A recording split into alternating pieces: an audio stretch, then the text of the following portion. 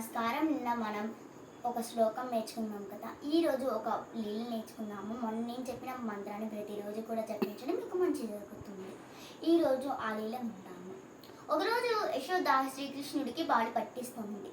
పాలు పట్టిస్తుండగా పాలు పొంగని వంటగదిలోకి వెళ్ళి మంట ఆర్పుతుండగా శ్రీకృష్ణుడు నన్ను వదిలేసి వెళతావా అక్కడికి అని బాగా కోపం తెచ్చుకొని వెన్న ఉన్న గదిలోకి వెళతాడు. శ్రీకృష్ణుడితో పాటు అతని స్నేహితులు కోతులు కూడా వెళ్తాయి. అప్పుడు యశోద పాలు పట్టిన స్థలానికి వస్తుంది. అక్కడ ఎవ్వరూ ఉండరు. ఒక్కసారి వెన్న ఉన్న గదిలోకి వెళదామా అని ఆలోచించి అక్కడికి వెళుతుంది. అప్పుడు శ్రీకృష్ణుడు అతని స్నేహితులు కోతులు కనిపిస్తాయి. వెంటనే వాళ్ళందరినీ తరిపేసి శ్రీకృష్ణుని తీసుకొని వచ్చి రోలికి కడదాము అని చెప్పి రోలికి కడుతుండగా తాడు తీసుకొని వస్తుంది.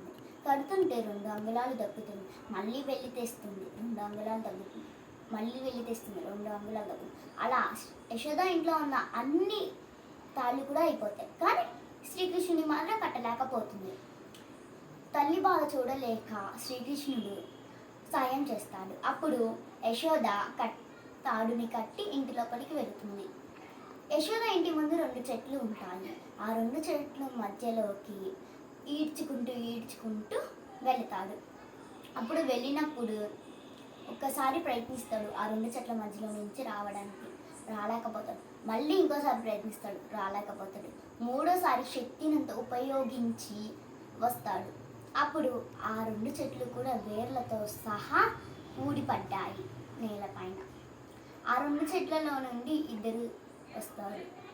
వాళ్ళిద్దరి పేరు నల్లకుబేరుడు, మణిగ్రీవుడు. వాళ్ళిద్దరూ శ్రీకృష్ణుడికి నమస్కరించుకుంటారు.